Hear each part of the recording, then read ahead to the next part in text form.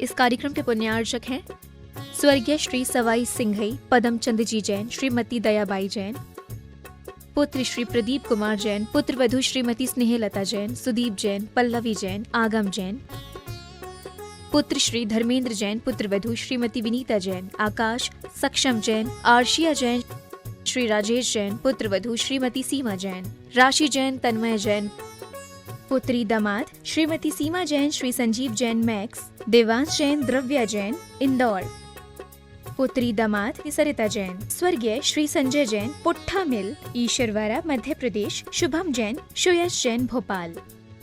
Firm Messrs Padamchand Shikharchand Jain, Begumganj सागर मध्य प्रदेश, श्री सुधा सागर pulses Begumganj सागर Madhya Pradesh, Shri Guruji traders Begumganj सागर Madhya Pradesh, PS परिवार बेगमगंज सागर मध्य प्रदेश।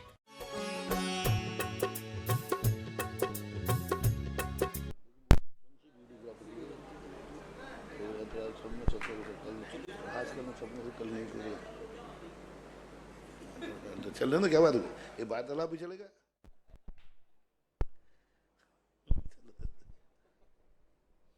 अपराह्न परीक्षणा स्वाध्याय विलय।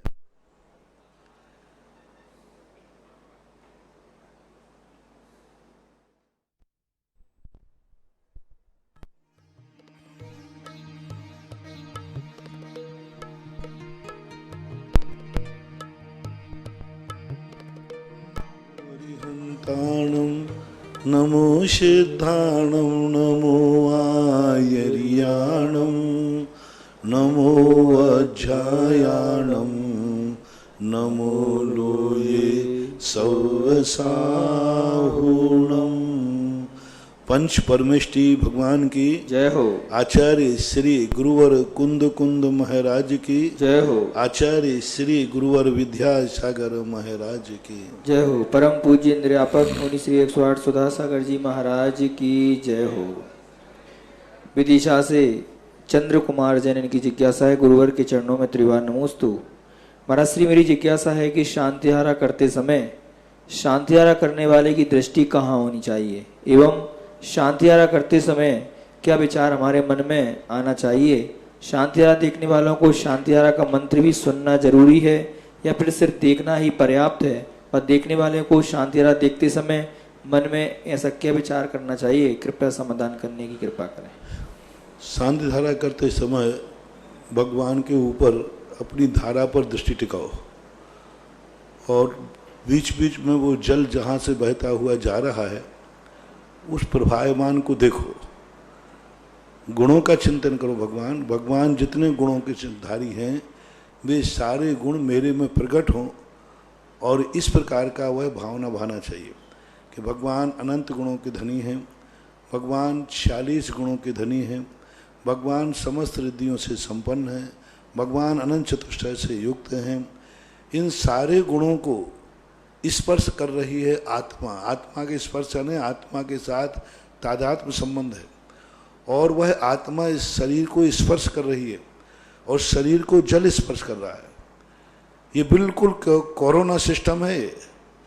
जैसे कोरोना किसी को हो जाए ना तो उसको दूसरा छू लेवे पर फर्स्ट कैटेगरी, पर उस दूसरे को तीसरा सेकंड कैटेगरी, तीसरे को चौथा खेले हुए तो थर्ड कैटेगरी, चौथे को पांचवा खेले तो फोर्थ कैटेगरी।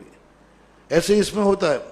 गुण आत्मा को स्पर्श कर रहे हैं, आत्मा में है, आत्मा शरीर को छू रही है, शरीर को जल छू रहा है तो जल के अंदर वे गुण उसमें प्रकट हो रहे हैं। ये मानना चाहिए हमारा जल अनंत गुणों से संपन्न हो गया, हमारा जल अनंत गुणों को छू के आया है, एक गंधोदक बन गया। और यही जो भावना होती है उसी भावना के माध्यम से तो अतिशय होता है।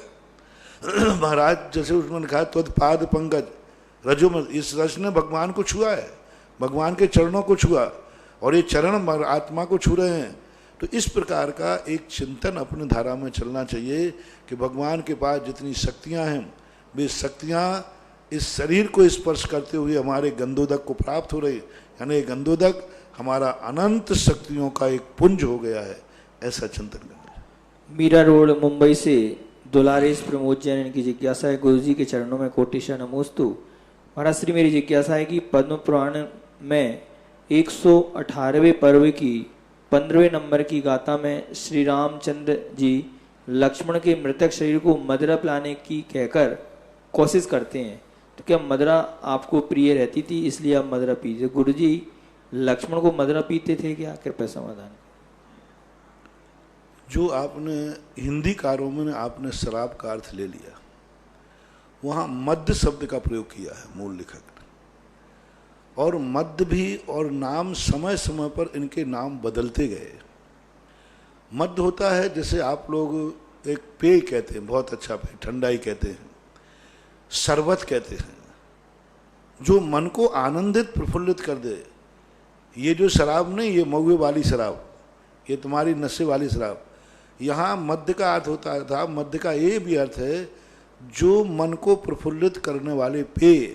आज की भाषा में शरबत बोल सकते, आपकी भाषा में आज जो जितने कोल्ड ड्रिंक्स हैं, कोको कोला और भी जो तुम्हारे हैं ये विदेशी कंपनियां, ये तो फिर भी नुकसानदायक हैं, ये तो पीने लायक नहीं है। लेकिन एक उदाहरण दे रहा हूँ, जैसे आप लोग आज शरबत के रूप में नाना प्रकार के पेय प्रस्तुत करते हैं, उनके लिए भी ये मद्य, शराब, मदिरा आदि के नाम से भी उस समय पुकारा जाता था। आज के समय क्योंकि शब्दा नाम अनेक अर्थ, शब्दों के अनेक अर्थ होते, उनको जो नशा आज हम ले रहे, क्यों कितने शब्द हैं जो बदल गए। पहले देखो साधु को पाखंडी कहा जाता था, अब आज पाखंडी शब्द का अर्थ बदल गया। जो पापों का खंडन करता है वो पाखंडी होता है, लेकिन आज बदल गया पाखंडी, पाखंडी छली कपटी में आता है। तो समय युग के अनुसार शब्दों में परिवर्तन आता है। उस समय वो शब्द जो हैं वे इसी रूप में प्रयोग किए जाते। इसलिए ये जो नशा वाली है, जिसको पी करके तुम नालियों में पड़ते हो, जो सप्तव्यसन के अंदर कर दिया है, वही वहाँ पर वो अर्थ नहीं है। एक शब्द के कितने अर्थ होते हैं। कनक कनक ते 100 गुनी मादकता खाए, ये खाए बौरात है और ये खाए बौरा है। यानी कनक आने धतूरा भी है, और कनक आने सोना भी है, और कनक आने आटा भी है, और कनक किसी का नाम भी है। अब एक शब्द का अर्थ क्या लोगे? अब महाराज आपने तो कनक लगा, तो कनक आने धतूरा अर्थ लूँ कि सोना अर्थ लूँ? वहाँ अब धतूरा तो मादक हो गया, जहर हो गया, और कनक आने सोना हो गया। तो ऐसे शब्दों के अनेक अर्थ होते हैं। तो शब्दों का अर्थ वहाँ विवक्षित, क्या विवक्षित चल रहा है, किसके संबंध में कहा जा रहा है, वह देखना पड़ेगा। एक महापुरुष के संबंध में कहा जा रहा है तो वहाँ कनक आने शराब, मदिरा आने शराब नहीं हो सकता। अनेक अर्थ हैं। सेंधव आने, सेंधव लाओ, तो अब सेंधव का अर्थ होता है नमक, और सेंधव का अर्थ है घोड़ा। अब यहाँ तो सेंधव लिखा है, घोड़ा लाऊं कि नमक लाऊं? अरे भाई यात्रा पे जाना तो घोड़ा को लाओ, और भोजन करना है तो नमक लाओ। अब भोजन के समय नमक घोड़ा को लाके खड़ा कर दो, और यात्रा के समय नमक दिखा दो तो अशुभ और हो जाए। तो ऐसे समझना चाहिए, इनका गलत उपयोग नहीं करना चाहिए, गलत रूप में प्रस्तुत नहीं देखना चाहिए। मध्यांग नाम का एक कल्पवृक्ष होता है भोग भूमि में, तो मध्यांग का अर्थ वो शराब देते हैं नहीं, शरबत देते हैं, नाना प्रकार आत्मा को आनंद प्रफुल्लित करने वाले, ऐसा मानना चाहिए। अशोकनगर से निधि जैन इनकी जिज्ञासा है। महाराज श्री के चरणों में त्रिवार नमोस्तु। महाराज श्री, मेरी जिज्ञासा है कि आपने भक्तामर पाठ में ज्ञान बढ़ाने वाले कई श्लोक बताए, जैसे 6 नंबर श्लोक, 16, 17 आदि। महाराज जी, मेरी जिज्ञासा है कि परिवार में कुछ लोग ऐसे होते हैं जो बहुत ही कम बोलते हैं तथा अन्य किसी कार्य में एक्टिव भी नहीं होते हैं। ऐसे लोग कभी कभी अपनी इस कमी के कारण से 4 लोगों के बीच में, समाज के बीच में, धर्म के बीच में हंसी या उपहास के पात्र बनते हैं। महाराज जी, हमारी जिज्ञासा है कि ऐसे लोगों के लिए भी अगर कुछ। मैंने कह दिया कि प्रवचन के दौरान मैं जो कुछ बता दूं वह पकड़ो, अलग से मैं किसी भी समस्या का समाधान नहीं बताता, क्योंकि मैंने कई बार कह दिया, यदि अब तुम पूछोगे महाराज हमारे लिए इसके लिए कौन सा श्लोक पढ़ूं, मैं नहीं बताऊंगा। यदि ये बताऊं तो झाड़ा फूंकी में आऊं, और प्रवचन के दौरान हम उसकी महिमा बताएं तो उसकी महिमा है। इसलिए जो प्रवचन में आप पकड़ लें, हम प्रवचनों में आपको सब दे देते हैं।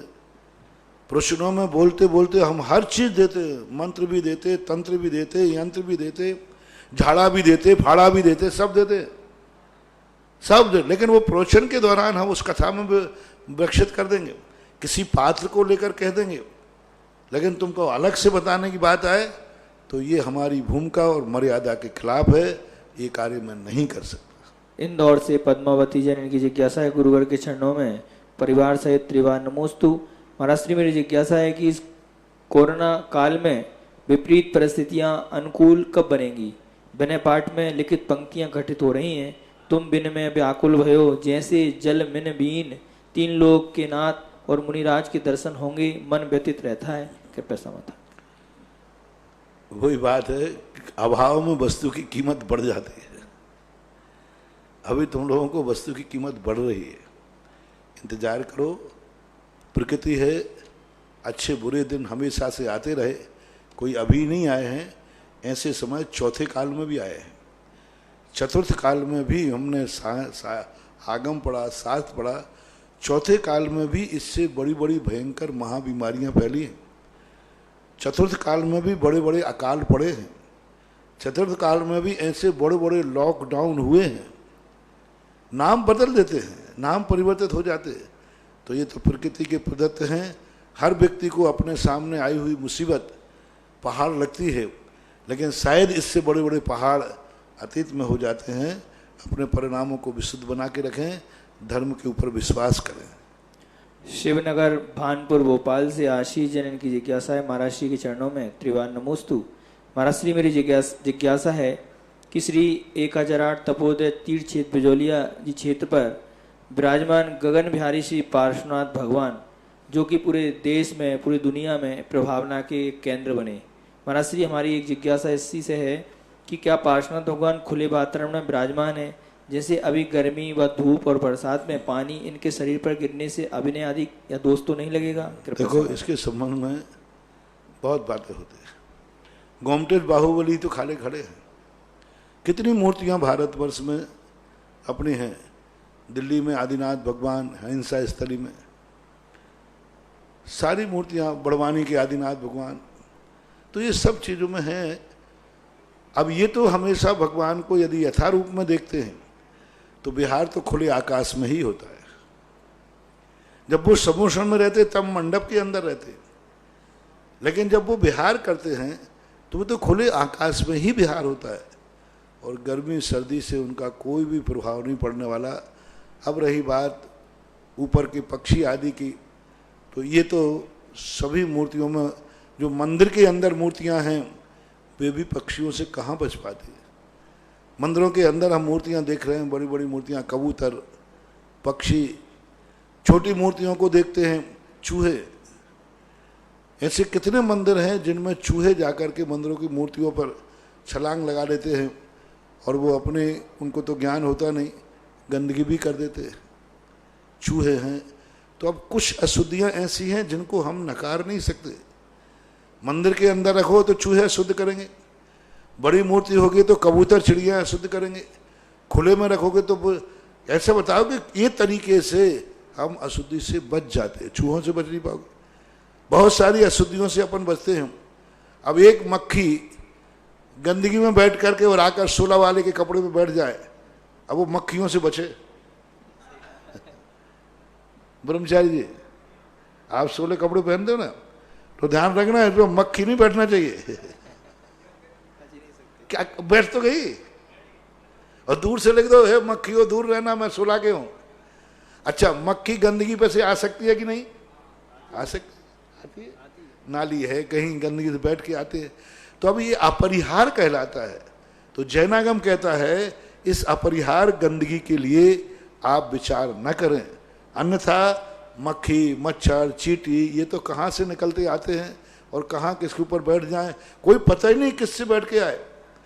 कोरोना कम से कम इतना समझदार है कि वो जानवरों, मच्छरों को नहीं हो रहा है। नहीं तो एक मच्छर कोरोना वाले पर बैठ करके उड़ करके आ जाए, अब उसको रोको, लॉकडाउन करो। अब मच्छरों का लॉकडाउन कैसे होता? लेकिन फिर भी पॉजिटिव सोचो, जो नुकसान हो रहा है वो तो है ही, लेकिन लाभ कितना हो रहा है। आज कोरोना कम से कम छूत की बीमारी है, लेकिन एक मच्छर के दो छूत करके वो नहीं हो रही। नहीं तो अपन लॉकडाउन करके करते क्या, मच्छर तो कहीं भी आ जाए, कहीं चला जाए। तो ये सब चीज़ें बड़ी विचारनीय होती हैं। इन पर जितना विचार करेंगे उतना विकल्प है।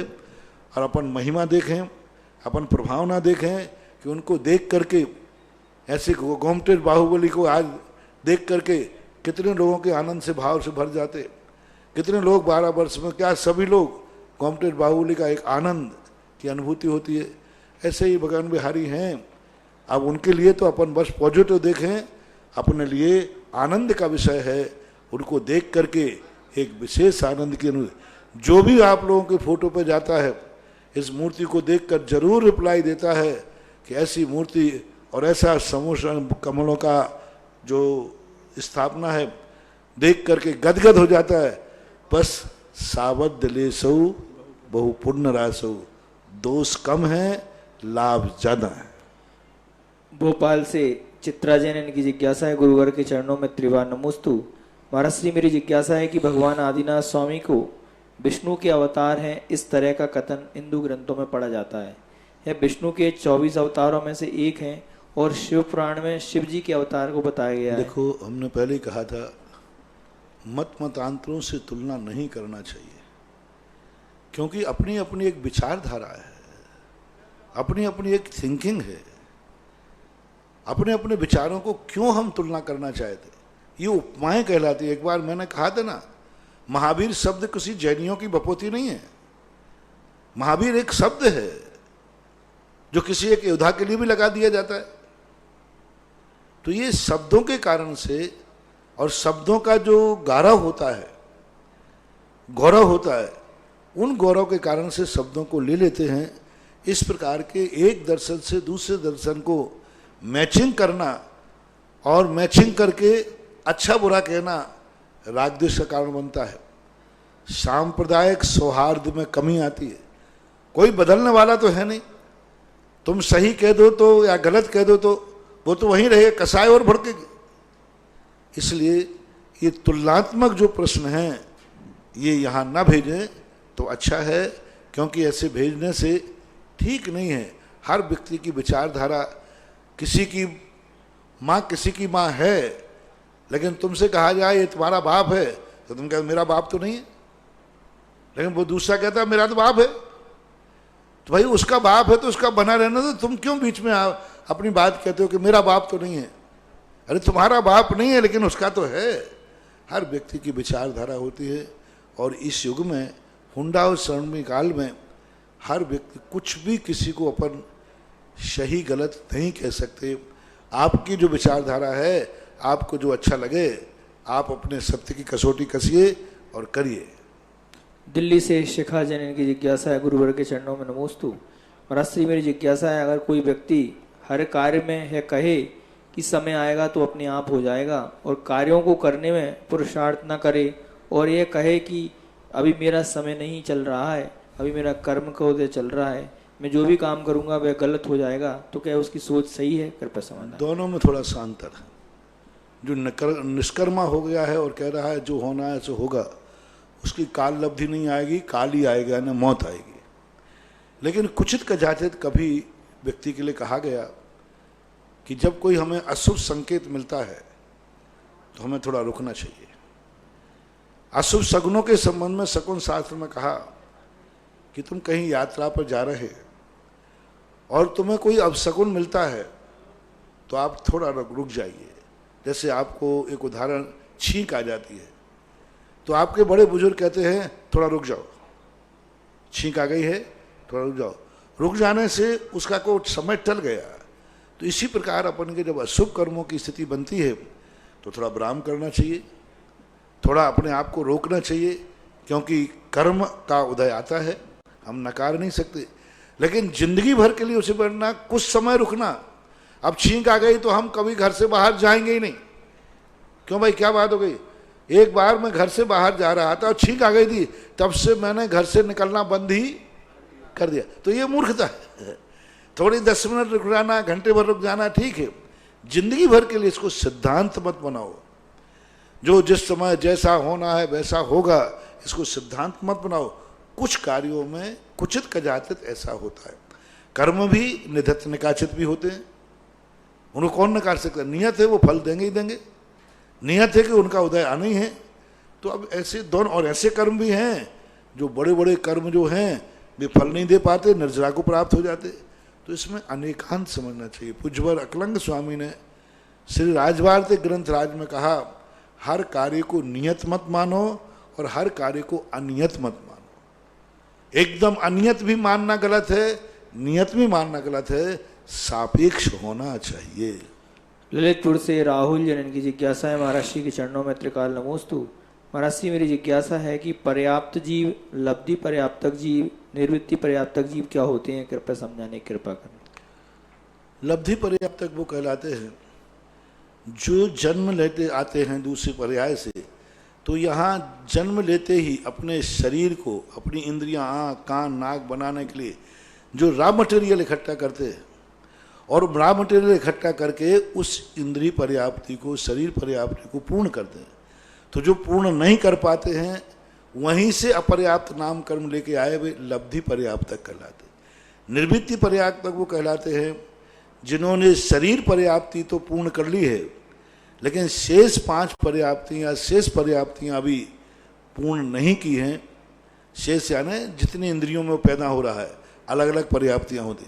तो अपनी एक पर्याप्ति तो पूर्ण कर ली, शरीर पर्याप्ति, शेर पर्याप्तियाँ नियम से पूर्ण करेगा ही करेगा, लेकिन अभी पूर्ण की नहीं है, उसको बोलते हैं निर्वृत्ति पर्याप्तक। अजमेर से ममता जैन की जिज्ञासा है, गुरुवर के चरणों में त्रिवार नमोस्तु।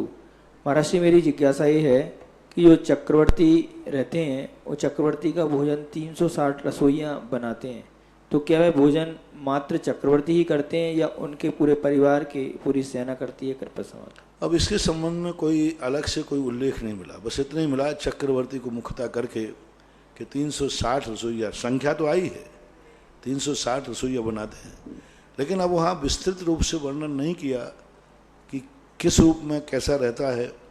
अब इसके संबंध में जब उल्लेख नहीं है तो, लेकिन इतना तो निश्चित है कि वो पूरे परिवार का तो निश्चित ही है। कटक का तो हम नहीं कह सकते, लेकिन परिवार जो है, क्योंकि कितना परिवार कम है क्या, 96,000 तो रानियाँ ही हैं, फिर 96,000 के रिश्तेदार आदि भी आते हैं, 96,000 बेटे बेटियां हैं, दोनों मिलाकर के 96,000 कितने हो गए, 96,000 आना लाखों तो यही हो गए, और भी आते जाते रहते रिश्तेदार वगैरह। तो इन सब मिलाकर के परिवार का तो शायद बनाना चाहिए, लेकिन फिर भी कोई स्पष्ट उल्लेख नहीं। महाराज श्री संस्थान से पंडित रतनलाल जी बेनड़ा, इनकी जिज्ञासा है, महाराज श्री के चरणों में त्रिवार नमोस्तु। महाराज श्री मेरी जिज्ञासा है, यदि कोई आचार्य महाराज संलिग्न समाधि होने के पूर्व किसी अन्य को आचार्य पद देकर न देकर समाधि पूर्ण नहीं करते हैं, तो क्या आचार्य महाराज को कोई दोष लगेगा, कृपया समाधान करें। इसके संबंध में आचार्य परमेष्ठी एक 6ठे 7वें गुणस्थान वर्ती तो है ही, 6ठे 7वें गुणस्थान वर्ती तो है ही, होने के नाते उनका गुणस्थान तो वो रहेगा। यानी महान दोष का अर्थ, क्योंकि पूज्यवर राजवार्तिक कार्य में अकलंग स्वामी ने स्पष्ट उल्लेख किया कि वृत्ति, सभी वृत्ति समाधि और संलेखना नहीं देते।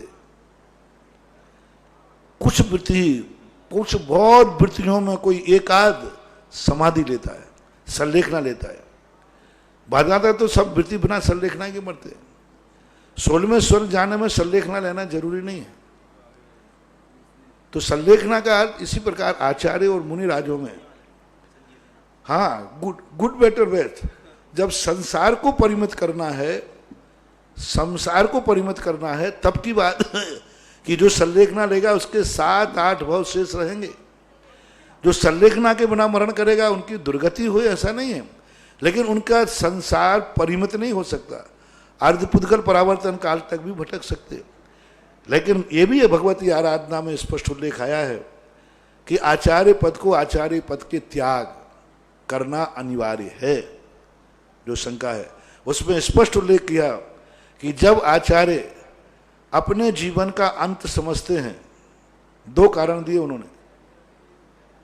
एक कारण दिया कि अपने जीवन का उनको समझाना आ गया कि अब मेरे जीवन का अंत है, अब मैं ज़्यादा जीवित रहने वाला नहीं हूँ, तो वो संघ को निर्देश प्रायश्चित आदि देना बंद करके संघ के किसी योग्य साधु के लिए अपना आचार्य पद दे देते हैं।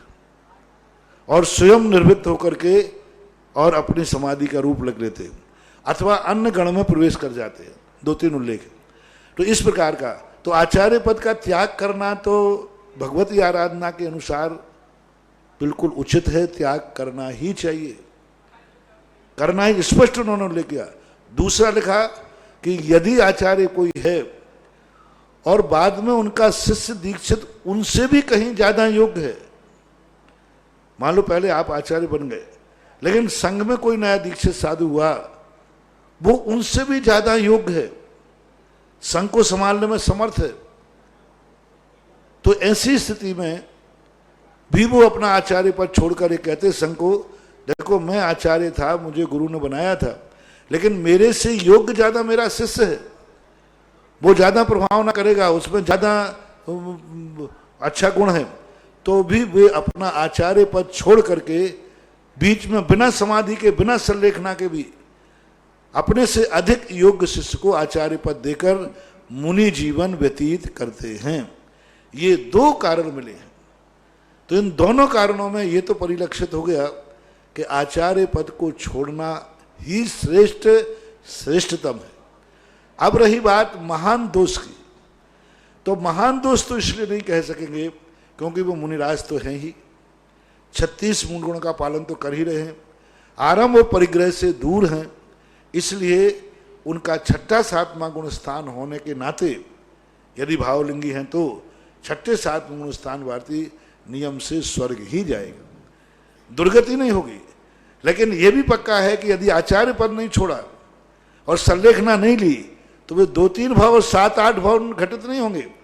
जो संलेखनादार, जो आचार्य पद छोड़कर संलेखना पूर्वक मरण करते हैं, वे 2-3 भाव अधिकतम 7-8 भाव इस संसार में ठहरते हैं, ये नहीं मिलेगा। लेकिन दुर्गति होगी, महान दोष होगा, ये कह नहीं सकते क्योंकि आगम में महान दोष संबंधी नहीं लिखा। इतना ही प्रसंग देखने में आया है, एक तो राजवार्तिकार का प्रसंग और एक भगवती आराधनाकार का प्रसंग। जयपुर से नेहा शैलेश शास्त्री, इनकी जिज्ञासा है गुरुवर के चरणों में त्रिवार नमोस्तु। महाराज से मेरी जिज्ञासा है कि धर्म अधर्म आकाश काल और सिद्ध परमेष्टियों के उत्पाद व ध्रुव कैसे होता है, कृपया अपनी सरल और सहज शैली में समझाने की कृपा करें। धर्म अधर्म आकाश काल सिद्ध परमेष्टियों में उत्पाद व ध्रुव जो इनकी अर्थ पर्याय है अगुरु लघु गुण के माध्यम से अपन पकड़ नहीं पाएंगे। धर्म अधर्म ध्रुव का उत्पाद व्यय अपन नहीं पकड़ पाएंगे, क्योंकि जो भी अपने पास उत्पाद व्यय ध्रुव है ये 2 प्रकार का होता है, एक नैमित्तिक होता है और एक उपादानकृत होता है। शुद्ध आत्माओं में जो उनका परिणमन है वो अपनी स्वयं की पर्याय हैं। प्रति क्षण द्रव्य का स्वभाव है, प्रति क्षण अपनी नाना प्रकार की पर्यायों को निकालते हैं। तो अगुरु लघु गुण के माध्यम से प्रति क्षण यदि नैमित्तिक भी लेते हैं तो संसार में ऐसा कोई भी समय नहीं है जिस समय कोई ना कोई जीव नहीं चल रहा हो। विग्रह गति में अनंत जीव हमेशा विद्यमान रहते हैं, जाना आना लगा रहता है, तो उसकी अपेक्षा भी ले लो तो उनको चलाना पड़ता है। ऐसा कोई भी समय नहीं जिस समय कोई जीव रुकता नहीं हो। सिद्ध परमेष्टि तो रुके हुए हैं कम से कम, तो अधर्म द्रव्य को उनकी परिणति है। काल द्रव्य ऐसा कोई द्रव्य नहीं जो परिणमन नहीं कर रहा हो, हर द्रव्य परिणमन कर रहा है तो काल द्रव्य की पर्याय है। आकाश द्रव्य अवगाहन लेने की अपेक्षा है। सिद्ध भगवान का जो है वो 2 प्रकार से घटित करते हैं। एक घटित तो उनके स्वयं आनंद, वो अपने आप में अनंत सुख जो भोग रहे हैं, प्रति समय अविभागी प्रतिषेधों से पर्याय निकल रही है। ज्ञेय की अपेक्षा ज्ञान में प्रति समय परिणमन हो रहा है ज्ञेयों में, तो अभी वो ज्ञेय जान रहे हैं। जैसे मान लो अपन ने कोई एक कागज ले लिया तो कागज को वो जान रहे कागज है, उसी दूसरे से ने फाड़ दिया, तो अब उनका ज्ञान, अभी साबुत कागज को देख रहे थे, अब फड़े हुए कागज को देख रहे। तो साबक को देखने वाले ज्ञान की पर्याय अलग थी, फटे हुए को देखने वाले की अलग है, जले हुए को देखने वाले की अलग है। ऐसा द्रव्य में प्रति क्षण जो परिवर्तन चलता रहता है, उसके अनुसार भी आचार्यों ने घटित किया है। सिद्धों में केवल ज्ञान में उत्पाद व्यय, लेकिन वास्तविक रूप से उनका जो स्व चतुष्टय है, जो स्व आनंद है, सुख है, उसकी अपेक्षा अर्थ पर्याय लगाना चाहिए। सहारनपुर से शैलेंद्र कांत जैन की जिज्ञासा है, महाराज श्री के चरणों में परिवार सहित कोटि कोटि नमोस्तु। महाराज श्री मेरी जिज्ञासा है कि जीव में संकोच विस्तार का गुण होने से वो शरीर के अनुसार छोटा बड़ा हो जाता है और समुद्घात के द्वारा 3 लोक में भी फैल सकता है। महाराज जी, तो क्या फैलाव और संकोच के समय काल्पनिक रूप से कहा जा सकता है कि जीव के द्रव्य की घनत्व भी कम ज्यादा हो जाती है जीव के प्रदेशों की अपेक्षा? सर नहीं, काल्पनिक नहीं है। अनुगुण देह प्रमाणो उपसंहार संपदो चेदा असमोह दो व्यवहारो निश्चय नय दो असंख्य देशोवा। पूज्यवर नेमीचंद महाराज ने द्रव्य संग्रह में कहा, अनुगुरु देह प्रमाणो उपसंहार संपदो चेदा असमह दो, यानी जो समुद्घात के रहित छोड़ करके अवस्था में बाकी सब फैला होता है। यही जो प्रदेश हैं आत्मा के, यही फैल जाते हैं। रबड़ का उदाहरण ले लीजिए, वही रबड़ सिकुड़ जाती है, उसी रबड़ को खींच देते हैं तो फैल जाती है। तो ये काल्पनिक नहीं है। संकोच विस्तार जीव द्रव्य में ही घटित होता है और किसी में नहीं करना। अन्य द्रव्यों में संकोच विस्तार नहीं है। इसलिए वहां अनुगुरु देह प्रमाणो चेदा शब्द का किया, उपसंहार और जो है चेता शब्द, यानी आत्मा में ही घटित होता है, पुद्गल में नहीं, काल में नहीं, धर्म धर्म आकाश में नहीं, मात जीव के अंदर भी इस प्रकार की परिणति होती है। ये स्वाभाविक है। ब्यावर से मुकेश जैन एडवोकेट, इनकी जिज्ञासा है, गुरुवर के चरणों में त्रिवान नमोस्तु। महाराज श्री हमारी जिज्ञासा है कि ऐसे श्रावक जो गृहस्थी में फंस चुके हैं, वो श्रावक ऐसी क्या भावनाएं भावें, क्या पुरुषार्थ करें कि इस जीवन में जब गृहस्थी के दायित्वों से निवृत्त होने पर उन्हें दिगंबरी दीक्षा सच्चे गुरु से प्राप्त होवे, या फिर अगला मनुष्य योग में जब भी प्राप्त हुए तो 8 वर्ष अंतर्मुहूर्त की आयु में दीक्षा प्राप्त कर अपना कल्याण कर भावना भाई ये अभी, क्योंकि जिस परिस्थिति में तुम हैं, हमें ऐसे कोई लोग अव्यक्त रूप से प्रश्न पूछ करके अपने घर को और अपनी घरवाली को, अपने माँ बाप को बहुत तंग करते हैं।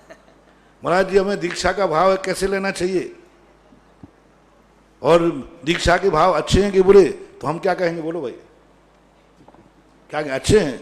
अब वहां पर शादी करके आया है, 2 छोरा छोरी हैं छोटे छोटे, और अगर देखो महाराज ने कह दिया ना, महाराज ने क्या कह दिया कि दीक्षा लेना चाहिए, दीक्षा श्रेष्ठ है, अब मैं दीक्षा लूंगा। अरे भाई, किसको दीक्षा लेना? कल जो प्रसंग आया था ना, अब प्रतिमा ले ली, वृत्ति बन गया। अरे पति को, पत्नी हो, परिवार को तो देख भाई। तो ऐसा नहीं है हमारे लिए पात्र। कई लोगों को दीक्षा देने का आदेश निषेध, तुम्हें दीक्षा नहीं लेना है। हाँ, जैन दर्शन हमेशा हठग्राही नहीं है। बहुत उपवास करना है, नहीं, तुम्हें उपवास नहीं करना है। 2 महाराज के, एक आचार्य श्री के सामने एक बार एक व्यक्ति उपवास लेने गए महाराज, तो महाराज ने कहा नहीं करना, चले गए। तो दूसरे महाराज ने सोचा आज महाराज जी उपवास देने के मूड में नहीं है, तो उन्होंने उपवास लिया नहीं। तो आचार्य से, क्यों? कल का उपवास नहीं करना, अष्टमी है। अरे भाई, एक को तो मना कर दिया और एक को, तो उन्होंने कहा हमने तो इसलिए नहीं लिया कि आप दे नहीं रहे। बोले आपको मैंने कहा मना किया, मैंने तो उसको मना किया है क्योंकि वो अस्वस्थ था। तो ऐसी मानना चाहिए। इन सब चीजों को मार्ग, जैन दर्शन का मार्ग अनैतिक नहीं है। घर को उजाड़ करके, घर को बर्बाद करके, घर के सदस्य जो तुम्हारे अधीन हैं वे भिखारी बन जाए, घर के सदस्य एक रोटी के लिए मोहताज हो जाए, उनकी दुर्दशा हो जाए, उनको सुसाइड करना पड़े, ऐसा मुनि व्रत भी बेकार है। मुनि व्रत लेने के लिए सबसे पहले देखना पड़ता है कि मेरे मुनि व्रत लेने के बाद परिवार पर कोई दुष्प्रभाव तो नहीं पड़ेगा,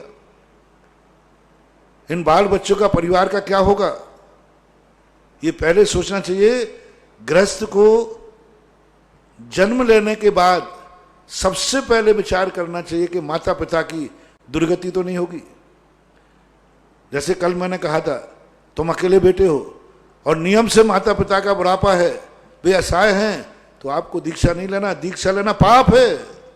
माँ बाप पैरालिसिस में पड़े हैं, माँ बाप का किसी असमर्थ दशा में पड़े हैं, अंधे हैं, अब उनका कोई दूसरा सहारा नहीं, ऐसी स्थिति में दीक्षा लेना पाप है। उन 2 प्राणियों की जितने बार संकलेश होगा तुम मुनि व्रत नहीं पाल पाओगे। चौथे काल की कल्पना मत करना। चौथे काल में उनके माँ बाप भी इतने समर्थ होते थे कि बेटे के बिना चल जाते। इसी प्रकार आपने शादी कर ली है तो आप कोई भी व्रत, कोई भी दीक्षा बिना सबके कंप्रोमाइज के बिना नहीं ले सकते।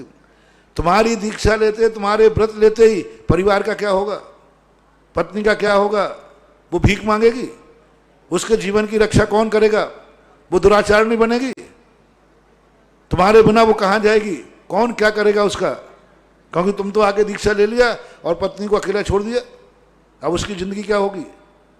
बच्चे हैं, अनाथ हो गए, दूसरे के यहाँ भीख मांगते फिर रहे हैं। नहीं, जैन दर्शन बहुत विवेक का दर्शन है। आचार्य निषेध कर देंगे, नहीं तुम्हें दीक्षा नहीं लेना ही तुम्हारे हित में है। जो मैंने कल भी कहा था, मुनि पद छुड़वा देते हैं, मुनि पद छोड़ दो तुम। कई ऐसे प्रसंगों में आता है, तो ऐसी बात नहीं। इसलिए व्यक्ति को द्रव्य छेद काल, हमारे आचार्य श्री प्राय हमेशा किसी को व्रत देते हैं, जिससे परिचित हों वो बात अलग है सबसे, लेकिन सबसे कहते हैं परिवार को लेके आओ। आचार्य श्री बिना उसके आजकल कोई व्रत नहीं देते। परिवार को लेके आओ, कौन है तुम्हारे अधीन, हम देखेंगे तुम्हारे माँ बाप कैसे हैं।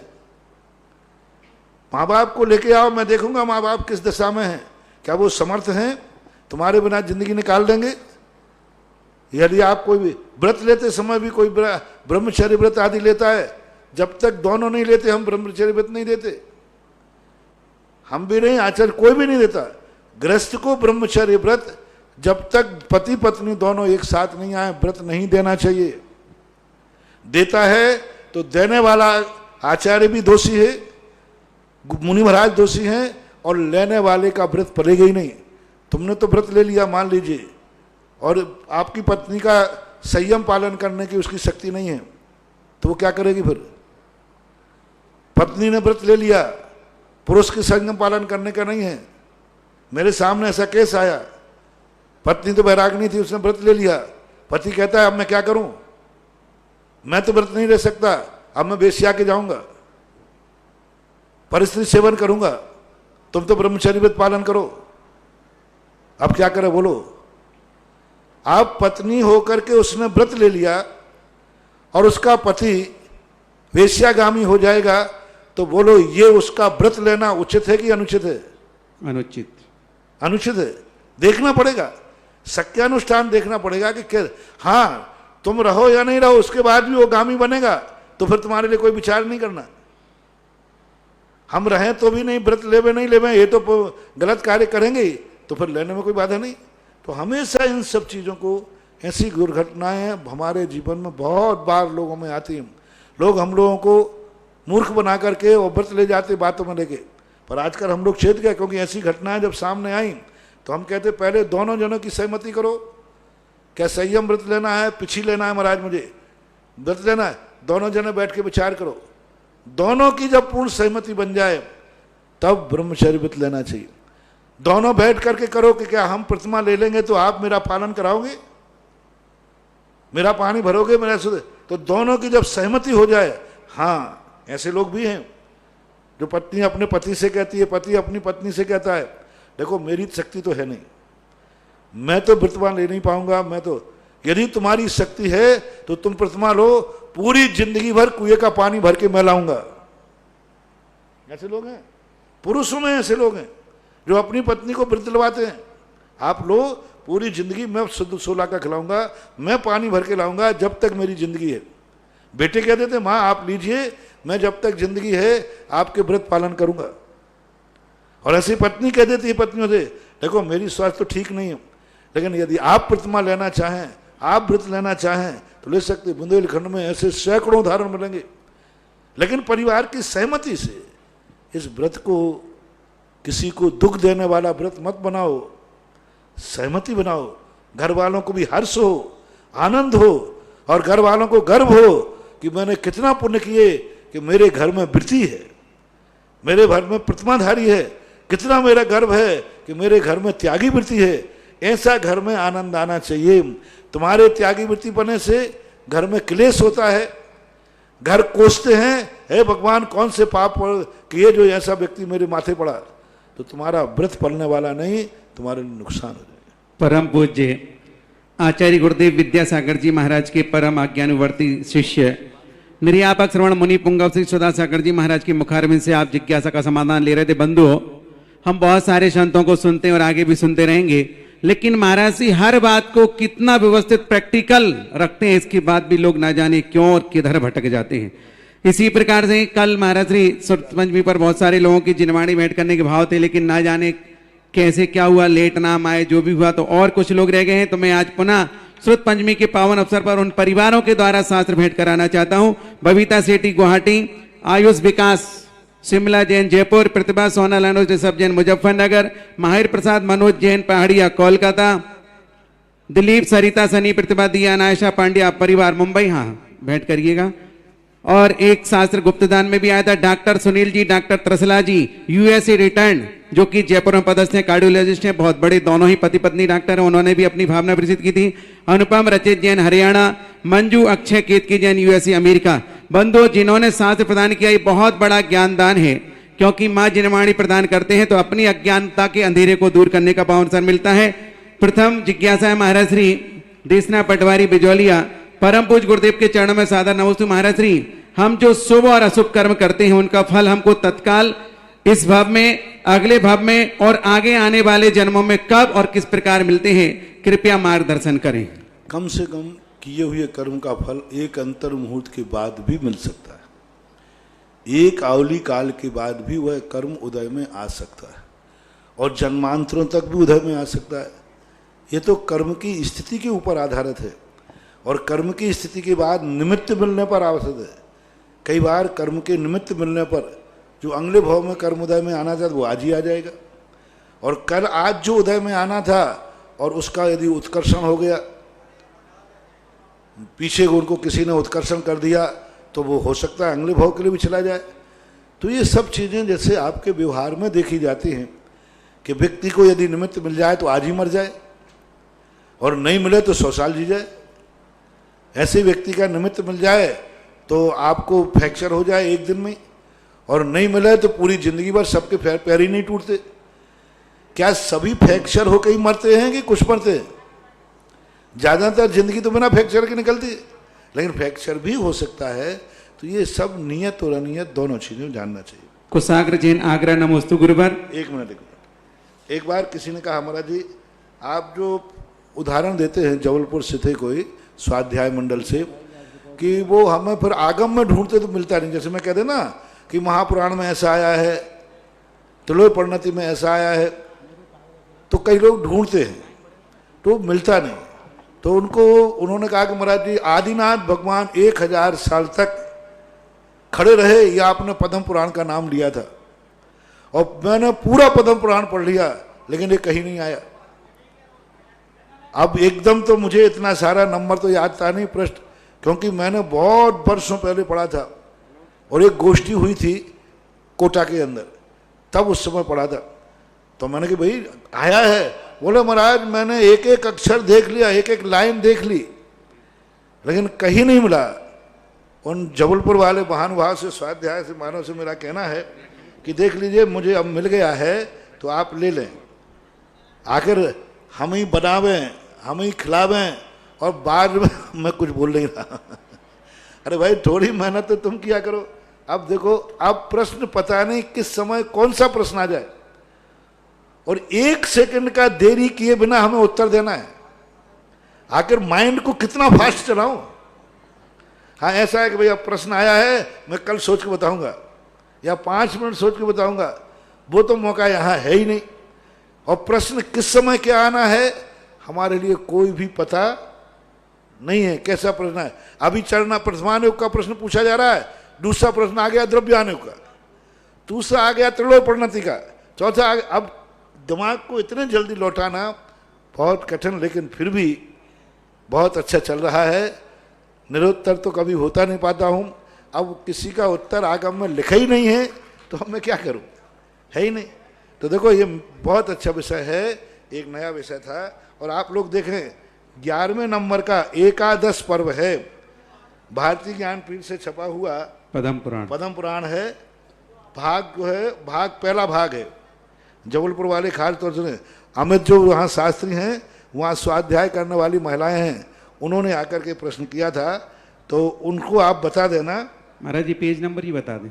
हाँ 11वां नंबर का सर्ग है, 261वां प्रश्न है और श्लोक नंबर है 289। 289। देख लीजिए इसमें क्या लिखा। स्थितो वर्षसहस्रम चा वज्रांगो स्थिर योग भृत प्रलंबित महाभावो प्राप्त भूमि जटाचय।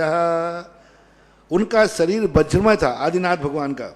वे स्थिर योग धारण कर 1000 वर्ष तक खड़े रहे। 1000 वर्ष तक खड़े रहे, यानी जो अपन कहते हैं बाहुबली 1 साल तक खड़े रहे, ये 1 वर्ष कम तो इन्होंने यहाँ नहीं लिखा, 1000 वर्ष लिखा। इसलिए नहीं लिखा होगा कि 1000 वर्ष में 1 वर्ष क्या मायना रखता है। खड़े रहे। उनकी बड़ी बड़ी भुजाएं नीचे की ओर लटक रही थीं और जटाओं का समूह पृथ्वी को छू रहा था, यानी उनके बाल बढ़ करके पृथ्वी को छू गए। यानी पृथ्वी के इतने बड़े बाल हो गए कि वो पूरे 3,000 फीट की काया थी आदिनाथ भगवान की। तो 1000 वर्ष में भगवान के बाल बढ़ करके 3000 फीट बढ़ गए और जमीन को छू लिया। तो ऐसा करके, और ऐसी मूर्ति हमें सांगानेर के तलघर के अंदर जो रखे हुए समूषणों उसमें है। ऐसी बड़ी जटा वाली मूर्ति उत्तर प्रदेश में एक देवगढ़ है। तो देवगढ़ के अंदर खड़गासन मूर्तियां, कई मूर्तियां ऐसी हैं जिनमें बड़ी बड़ी जटाएं नीचे तक, आसन तक फैलाई गई हैं। तो इस प्रकार का यह है। आप उनको भी व्हाट्सएप कर दें, अमित बाबू को कर दें, वो वहाँ बता देंगे कि ये है मदन पुराण के अंदर आया। और पूरा वर्णन और विशेष वर्णन जो है आगे आगे पीछे पढ़ लेना चाहिए। इसलिए जब भी बोलता हूँ, और भी जिन लोगों को हमारा प्रमाण जो मैं देता हूँ, आप लोग खोजा करो। मुझे खुशी हुई, बहुत खुशी हुई। कम से कम उनके कारण से हमें दोबारा पढ़ने का भाव तो आ गया। जय हो। तो मुझे तो फायदा ही हुआ है। इसलिए जब भी मैं प्रमाण देता हूँ, यदि आपको प्रमाण के संबंध में डाउट हो कि उस ग्रंथ में नहीं आया है, नहीं मिला, तो आप फिर पूछ सकते हैं। हम आपके लिए मेहनत करके फिर से खोज के दे देंगे। जय हो। कभी कुछ कदाचित हो सकता है ग्रंथ का नाम भी बोलने में मिस हो जाए, आदि पुराण का विषय पद्म पुराण का निकल जाए, वो फिर संभव है। लेकिन कहीं ना कहीं आया है, ये निश्चित है।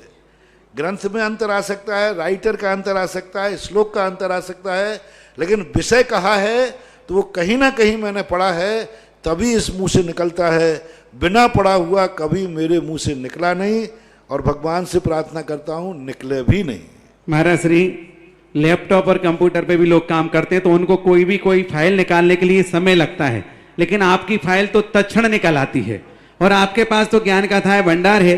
तो बंधुओं, महाराज श्री के पास अगर कोई बात मुख से निकली है तो महाराज जी ने कहा ना कि मैंने कहीं ना कहीं पढ़ा है इसलिए मुख से निकली, और ये बिल्कुल पक्की बात है। जब महाराज श्री के ज्ञान में आता तभी बोलते हैं, और निश्चित कहीं ना कहीं किसी ग्रंथ में मिल ही जाता है। अगली जिज्ञासा है पूजा जैन, नमोस्तु गुरुवर, दिल्ली से। महाराज श्री, 7वें, 8वें, 9वें, 10वें और 11वें गुणस्थान वाले जीव मरण से चौथे गुणस्थान में ही क्यों जाते हैं, 5वें 6वें में क्यों नहीं जाते? कौन? 7वें, 8वें, 9वें, 10वें, 11वें गुणस्थान वाले जीव मरण से चौथे गुणस्थान में ही क्यों जाते हैं, 5वें 6वें में क्यों नहीं जाते? क्योंकि विग्रह गति में गुणस्थान जो होते हैं वो गुणस्थान चौथे के ऊपर होता ही नहीं है, होता ही नहीं। क्योंकि विग्रह गति के गुणस्थानों में 5वां, 6वां, 7वां होता ही नहीं। सीधा चौथा होगा, अथवा दूसरा भी हो सकता है, पहला भी हो सकता है, और तीसरे गुणस्थान में मरण होता नहीं है। तीसरा गुणस्थान विग्रह गति में होता नहीं, क्योंकि उसमें मरण ही नहीं है। 3 गुणस्थान विग्रह गति में होते, चाहे 11वें गुणस्थान बढ़ते मुनिराज मरण को प्राप्त हो, चाहे 10वें, 9वें, 8वें, कोई भी कहीं भी मरण को प्राप्त हो। यदि मरण को प्राप्त होगा तो इन 3 गुणस्थानों में ही विग्रह गति बनती है, अन्य गुणस्थानों में विग्रह गति होती ही नहीं, इसलिए ऐसा होता है। कुशाग्र जैन, आगरा से। नमोस्तु गुरुवर। महाराज श्री, मंदिर जी के शिखर में भगवान की प्रतिमा विराजमान कर सकते हैं? क्योंकि कुछ लोग कहते हैं कि जिस मंदिर में मान स्तंभ नहीं होता उन मंदिरों में किया जा सकता है, समाधान करें। आगम की सहमति नहीं है और दोष भी है। शिखर के अंदर जैसे तो प्रतिमा रखोगे, वो शिखर की जो दीवार है वो उसके सिर पर पड़ेगी, और दीवार के अंदर कोई भी मूर्ति रखना मृत मूर्ति कहलाती है, उनकी प्रतिष्ठा नष्ट हो जाती है। कहीं आगम में, जो आगम में उल्लेख नहीं है वो क्यों करना? जब है ही नहीं कहीं शिखर में मूर्ति रखने का प्रावधान, तो ये तुम्हारे नए प्रपंच के महाराज दर्शन हो जाएंगे, लॉकडाउन में हो जाएंगे। अरे कितने लोग दर्शन कर लोगे शिखर का? आजकल शहरों में मंदिर बनता है, 2 मकान के बाद मंदिर की शिखर नहीं दिखती, और मंदिर की शिखर में रख भी दोगे तो कितने आसपास के लोग ही दर्शन कर पाएंगे। और कोई लोग तो शिखर के बीच में आजकल शिखर बना करके जहां कलशारोहण होता है ना, वहां पर मूर्ति विराजमान कर रहे। बताओ, कलशर बीच में, 4 सबके दर्शन होंगे। अरे भैया बर्बाद हो जाओगे, समाज बर्बाद हो जाएगी, बैठालने वाला बर्बाद हो जाएगा, और उतने ऊंचे पर रखने पर दर्शन भी क्या करोगे तुम? उतने ऊंचाई पर रखने के बाद दर्शन का, और सीधी बात शिखर के मध्य में बैठा लोगे तो मध्य में वैसे ही खाली है शिखर, ब्रह्म स्थान है। दूसरा पिलर बनाओगे तो मध्य में पिलर आ जाएगा, त्रिशूल हो जाएगा। तो ऐसी बातें मत करें, समाज का अहित ना करें।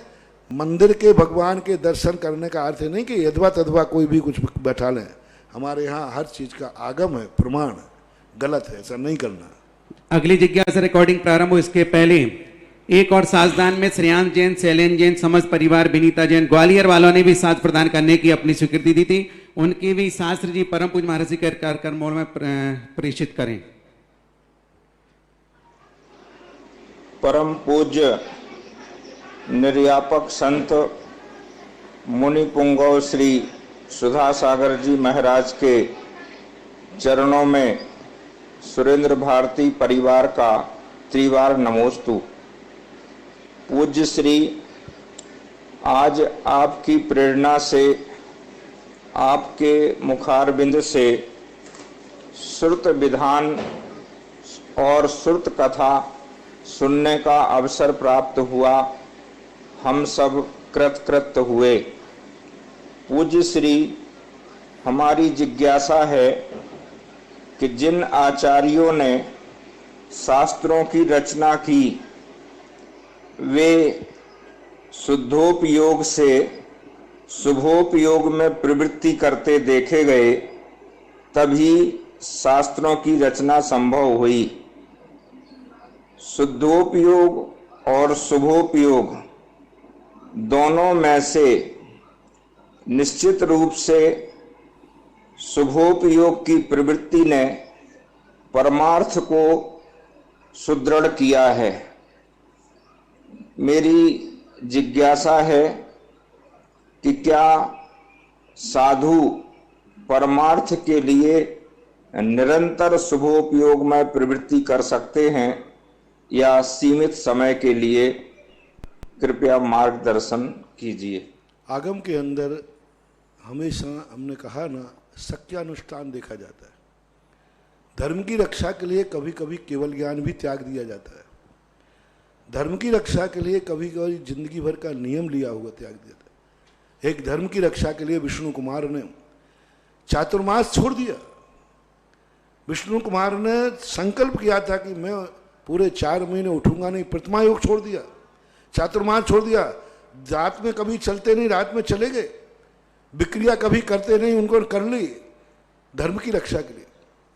केवल ज्ञान छोड़ दिया उन्होंने, तुरंत शुद्ध उपयोग में लीन थे, शुद्ध उपयोग में लीन थे, और कितना बड़ा कार्य किया। ऐसे एक नहीं सैकड़ों उदाहरण मिलते हैं। सत्यानुष्ठान देखा जाता है। किसमें लाभ ज्यादा है? यदि केवल ज्ञान तो हम थोड़े दिन बाद भी प्राप्त कर लेंगे, लेकिन मार्ग की लोप हो जाएगा तो ये पुनः स्थापित नहीं हो पाएगा। तो केवल ज्ञान को रोक दिया उन्होंने। तो जो समर्थवान व्यक्ति होते हैं वो कहते हैं शुद्धोपयोग तो मैं एक अंतर्मुहूर्त में, जब अंत में समाधि लूंगा तब प्राप्त कर लूंगा, लेकिन मेरे शुभोपयोग होने से जो आगम का लोप हो रहा है वह खत्म हो जाएगा। शुभोपयोग में रहना ही पड़ेगा हमें, और जब जब भी लेखन करेंगे शुभोपयोग में आना ही पड़ेगा। और शुभोपयोग में आने से धर्म की रक्षा होती है।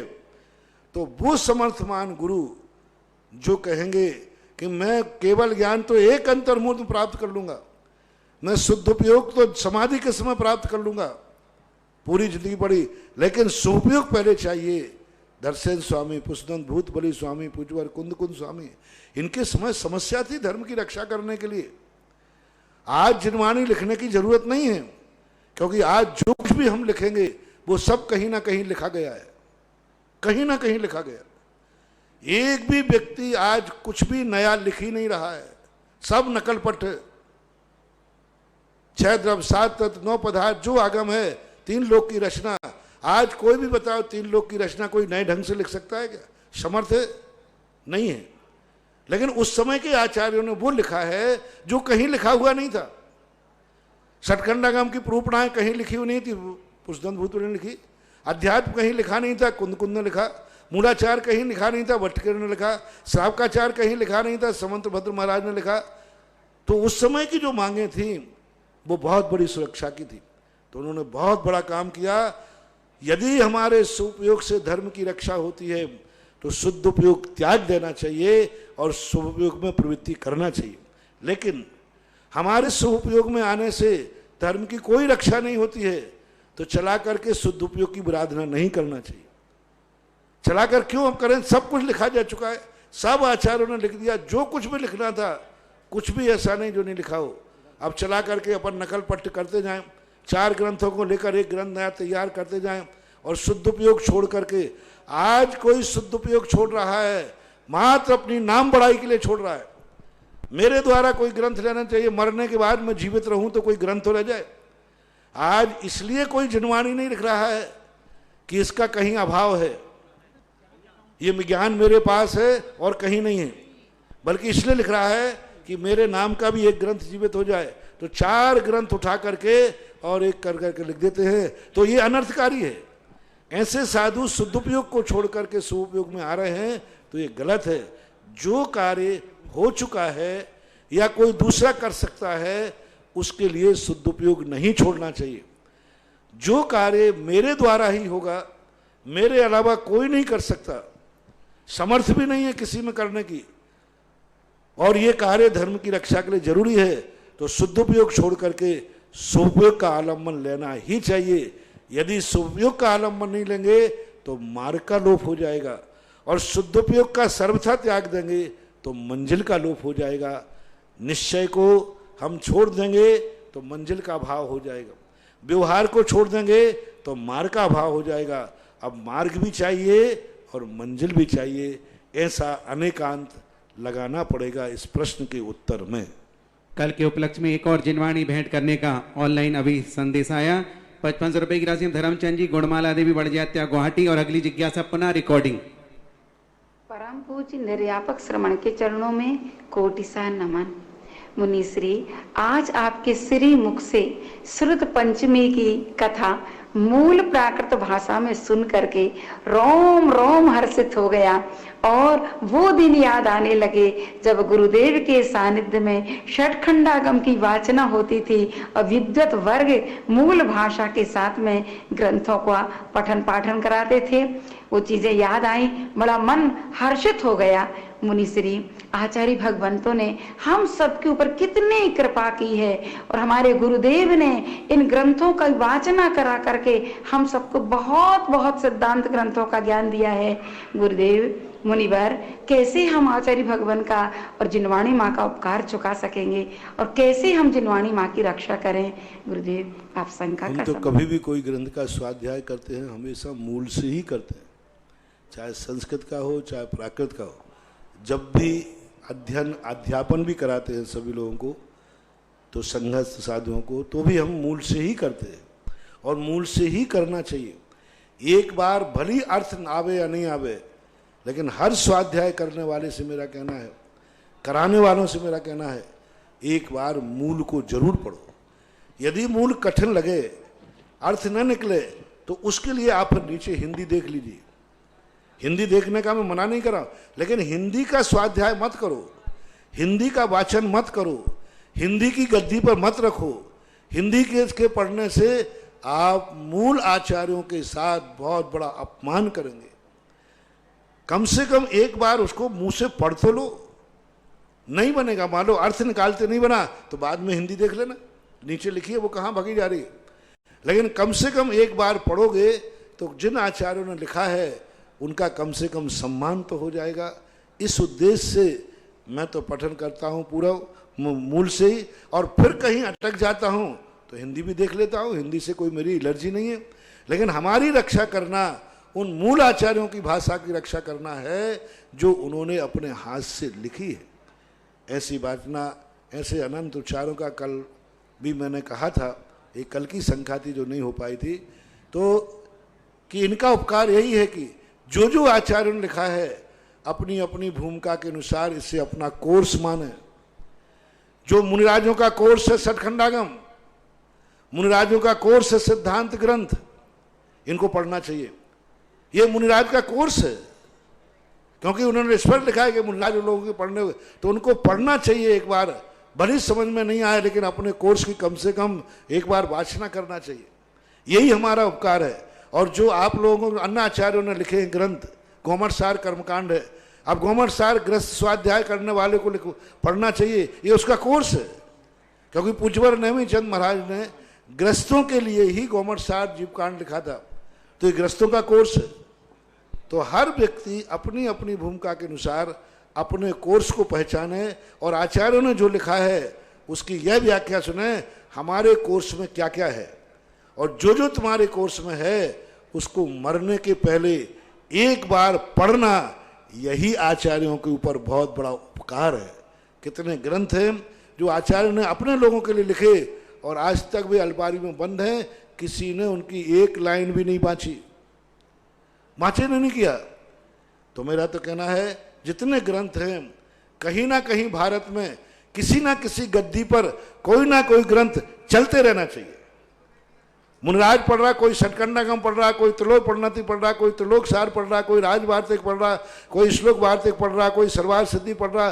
कुछ ना कुछ भारतवर्ष के जितने भी जैन मंदिर हैं, जितने भी साधु संत हैं, जितने शास्त्र हैं, वो कहीं ना कहीं पूछा जाए यह शास्त्र क्या भारत में कहीं बांचा जा रहा है, तो देवों में भी चर्चा हो जाए, समोषण में भी श्रीमंद्र भगवान में हो जाए, हाँ यह ग्रंथ भारत देश में फलाने नगर में फलाने मंदिर में या फलाने महाराज की टेबल पर बांचा जा रहा है। जय हो।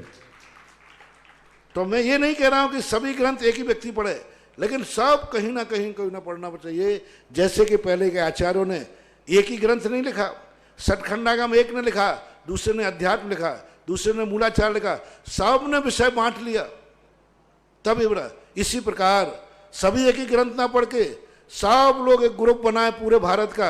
आजकल ग्रुप की बड़ी परंपरा चलती तुम्हारे मोबाइल में, हाँ ग्रुप, एक ग्रुप बनाए कि लेख शास्त्रों की लिस्ट बनाए, प्रश्न आया है तो लो सारे जवाब। भारत के लिए बहुत बड़ा उपकार दे रहा हूं मैं, एक शास्त्रों की लिस्ट बनाओ, आचार्य प्रणीत शास्त्रों की, और सारे भारत में ग्रुप बनाओ कि कोश ये सारे ग्रंथ भारत में कहीं ना कहीं वाचन किए जाएंगे। जय हो। कोई ना कोई वाचन करेगा, बस वाचन से रहित नहीं होंगे।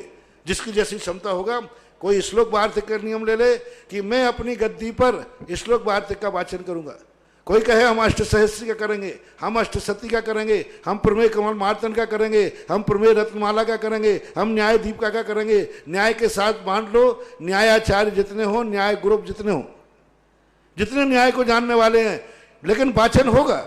सिद्धांत ग्रंथों को बांट लें आप, कर्णानुक के ग्रंथ, त्रिलोक परिणति, त्रिलोक सार, जम्बूद्वीप प्रज्ञप्ति, सिद्धांत सार, दीपिका, सब बांट लें, अध्यात्म ग्रंथों को बांट लें। यदि ये कर सकें तो मेरी भावना है कि इन आचार्यों के अनंत उपकार जो हैं वे शायद ब्याज चुक जाएगा। मूल तो नहीं चुक सकता, मूल चुकने के लिए तो बहुत मेहनत करना पड़ेगी, तो ब्याज भी चुक जाए तो भी बहुत है। आचार्य महाराज का एक सोच था, सन 1980 में एक विद्वान ने यही कहा कि महाराज जी सठखंडागम ग्रंथ जो हैं लिखे गए थे लेकिन वाचन तो कभी होते ही नहीं, कोई जानते ही नहीं।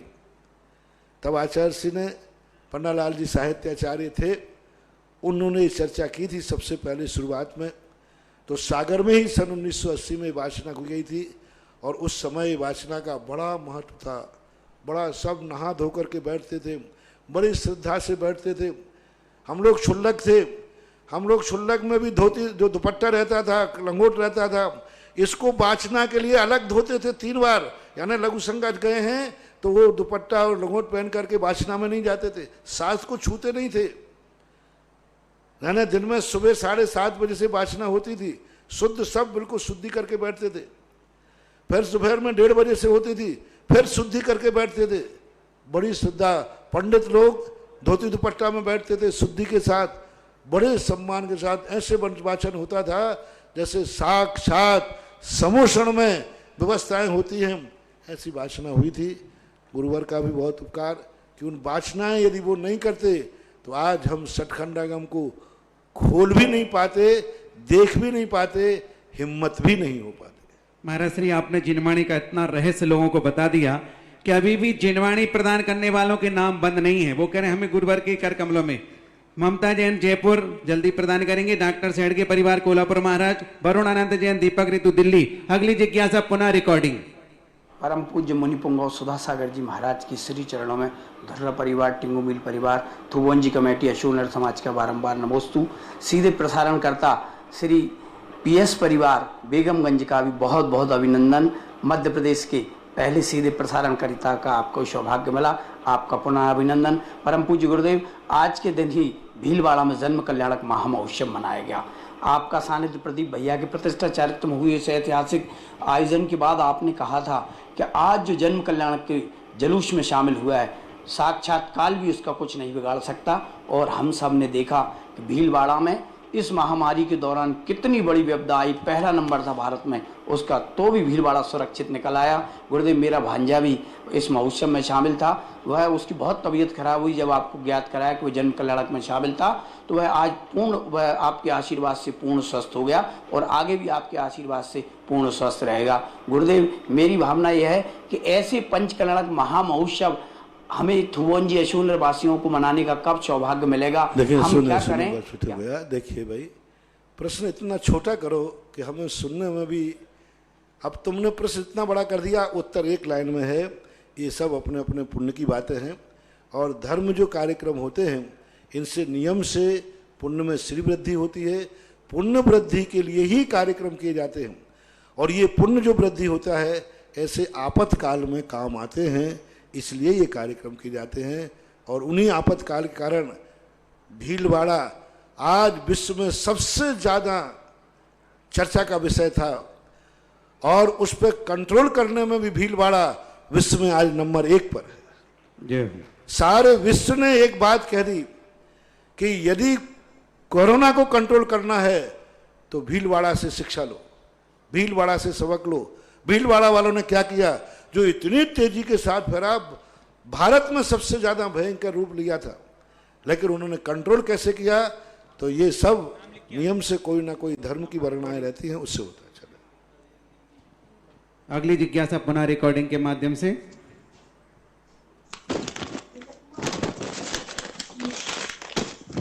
ललितपुर से शीलचंद जैन, अनवरा वालों का त्रिवार नमोस्तु।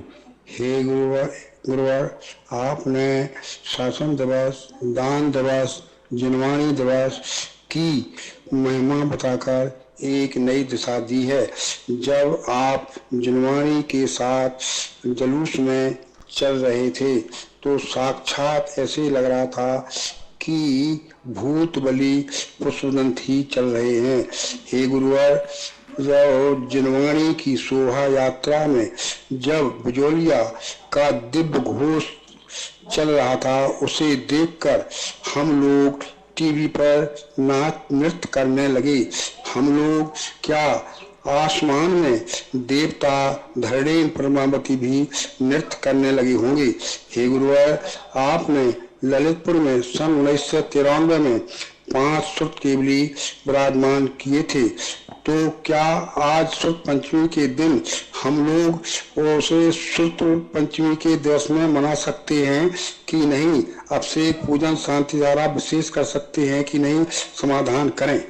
पहली बात है, जो जुलूस कल निकला था वो जुलूस था ही नहीं।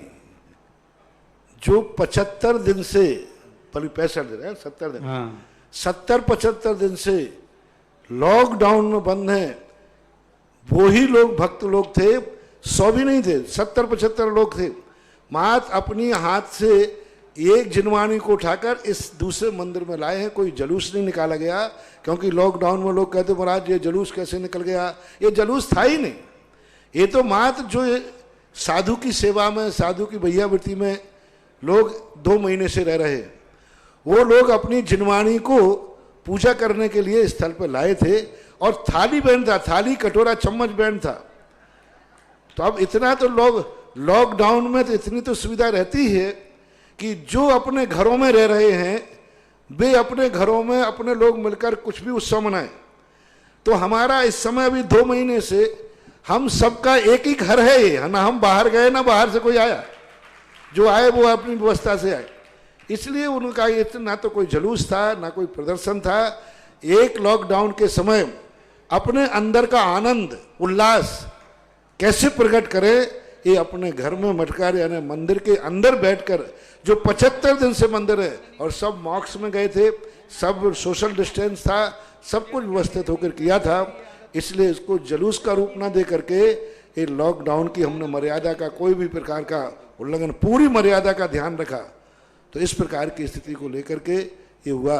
और आप लोगों के लिए सुत भगवान विराजमान है, पंच सुत केवली, उनकी आप पूजा करिए, अभिषेक करिए, कोई बाधा नहीं, करना ही चाहिए। हम यहाँ पर कोई भी पुराने नाम घोषित नहीं कर रहे हैं। अभी जो ऑनलाइन जिनवाणी भेंट करने वालों के नाम आ रहे हैं, क्योंकि सबके नाम एक बार पुकार चुके हैं। अभी एक नया नाम राजकुमार चंदा जी एस पहाड़िया ब्यावर, उन्होंने भी जिनवाणी प्रदान करने का भावचित किया है। दूसरा नाम आशीष जैन ममता जैन दिल्ली, तीसरा नाम अविनीश रीना शुभम जैन सोनीपत प्रदान करें और अगली जिज्ञासा रिकॉर्डिंग के साथ प्रस्तुत करें। समस्त पूर्वाचार्यों सहित मुनिश्री के चरणों में कोटि कोटि नमोस्तु। मुनिश्री जी, क्या सभी मंत्रों के देवी देवता नियत होते हैं, और यदि हाँ तो जैसे कोई साधु नवीन मंत्र बनाए तो उसका देवता कैसे नियत होगा, और यदि नहीं तो कौन सा देवता आएगा, वह देवी होगी या देवता, यह किस प्रकार नियत होता है। दूसरा, आचार्य पुष्पदंत एवं भूतबली महाराज द्वारा साधित मंत्र में मात्रा की हीनाधिकता के कारण जो कुरूप देवियां प्रगटी थीं, क्या वे वही देवियां थी जो बाद में सर्वांग सुंदर प्रकट हुई थी, या वे भिन्न थी। नमोस्तु। पहली बात तो मंदिरों के अंदर किसी भी देवी देवता की स्थापना करने का कोई उल्लेख आगम में है ही नहीं। किसी भी प्रतिष्ठा पाठ में नहीं लिखा कि मंदिर बनाते समय फलाने देव देवता को, फलाने क्षेत्रपाल को, फलाने धरणेन्द्र पद्मावती को, फलाने शासन देवी देवताओं को मंदिर में विराजमान करना चाहिए। पहली बात कहीं भी नहीं लिखा। महत अकेला इतना उल्लेख मिलता है कि भगवान का वैभव जब विराजमान किया जाता। पहली बात तो देवी देवता का निषेध है, कहीं भी आगम में नहीं लिखा कि इनका न से भगवान के विराजमान करने का स्थान निश्चित है। इन क्षेत्रपाल पद्मावती को कहाँ विराजमान करना, इनका स्थान कहाँ है, कौन से शास्त्र में लिखा है, कहीं नहीं लिखा।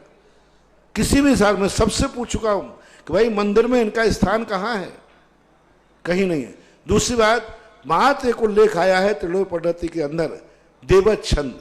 देवत छंद कहलाता है भगवान की पछाड़ी, जो भगवान का अपन पीछे जो बनाते ना अच्छा वेदी, तो भगवान के देवत छंद में सनत कुमार जाति के और श्री देवी की उनके अंदर चित्रांकन किया गया है,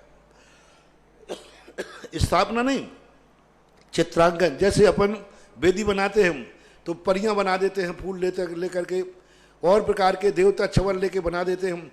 तो देवत छंद के अंदर मात्र उन देवी देवताओं के चित्रांकन किए जाते हैं, बाकी अलग से स्थापना करने की कोई परंपरा, कोई आगम नहीं है। अब वर्तमान में जो परंपराएं चल रही हैं वे परंपराएं 400 साल पुरानी भी है, 500 साल पुरानी भी है, 800 साल पुरानी भी है, उसका मैं निषेध नहीं कर रहा हूं। लेकिन आगम में देवत छंद के अलावा पूरे मंदिर में कहीं भी इस प्रकार की स्थापना नहीं। अकृत्रिम चैत्यालयों में देवत छंद के अलावा कहीं भी पूरे मंदिर में कहीं देवी देवता की स्थापना नहीं है। देवत छंद में भी वो चित्रांकन करते हैं, वहां पर साक्षात, वहां कोई स्थापना नहीं करते। अकृत्रिम चैत्यालयों में भी स्थापना वहां होती ही नहीं, पहली बात अकृत्रिम में, लेकिन वो भी देवत छंद। ऐसा नहीं कि अकृत्रिम चैत्यालय में फलाने यहाँ कोई क्षेत्रपाल बुब्बा बैठे थे, फलाने यहाँ कोई देवी बैठी थी, ऐसा कोई उल्लेख नहीं है। तो इस प्रकार की आगम की परिभाषा तो यही है। इसलिए मंदिर बनाते समय ये निर्णय ही नहीं करना कि कौन सा देव कौन सी देवी बैठेगी, है ही नहीं, विराजमान करने का उल्लेख ही नहीं है। आप कहो समोषण में रहता है तो समोषण की व्यवस्था यदि आप बनाते हो, समोषण में पार्श्वभाग में इसकी स्थापना है, यदि इनको पार्श्वभाग की स्थापना मानते हैं तो फिर समोषण की रचना करो चतुर्मुखी, फिर 4 मानस्तंभ बनाओ, फिर व्यवस्था पूरी करो। और अकृत्रिम चैत्यालय में करते हो पकित्रम चैत्यालय में तो ऐसा कोई उल्लेख है ही नहीं। अगली जिज्ञासा एक और रिकॉर्डिंग के माध्यम से। नमोस्तु गुरुदेव नमोस्तु। मैं अंशु पाटोदी भिलवाड़ा से। नाराज श्री मेरी जिज्ञासा है। हाँ, जो प्रश्न एक मिनट, जो मंत्र के संबंध में पूछने जा रहे हैं कि भाई उनके देवी देवता फिक्स होते हैं, मंत्रों की साधना करते समय अपना लक्ष्य होता है, हम किस प्रकार से, तो उन मंत्रों के लिए कुछ मंत्र ऐसे होते हैं बीजाक्षर जो किसी विशेष देवी के पास ही संकेत भेजते हैं। उन्हीं के यहाँ शंख बजेगा, उन्हीं के यहाँ शंखनाद होगा, उन्हीं के सिंहासन हिलेगा, वो होता है बराबर मंत्रों का होता है। बीजाक्षर भी देवताओं से अपने नेचर मिलते हैं, इनके स्वभाव मिलते। फलाना बीजाक्षर पढ़ने से फलाना देव ही आपकी सहायता के लिए आएगा, फलाना मंत्र पढ़ने से फलाना देवी सहायता के लिए, ये बात बराबर है और होती है। अब वहाँ पर जो देवी देवताओं का वर्णन आया है, अकेला माँ देवी देवता नाम दिया, कोई जाति नहीं दी है षटखंडागम।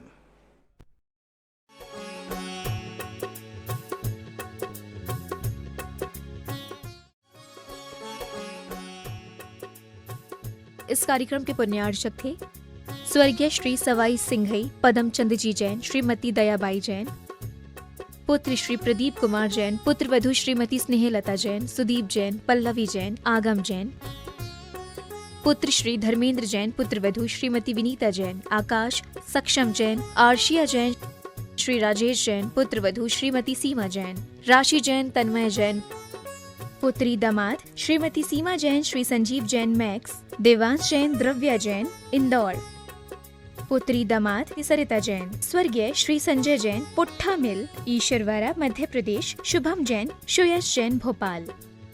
फर्म मैसर्स पदम चंद शिखर चंद जैन, बेगमगंज सागर मध्य प्रदेश, श्री सुधा सागर पल्सेस बेगमगंज सागर मध्य प्रदेश, श्री गुरुजी ट्रेडर्स बेगमगंज सागर मध्य प्रदेश, PS परिवार बेगमगंज सागर मध्य प्रदेश।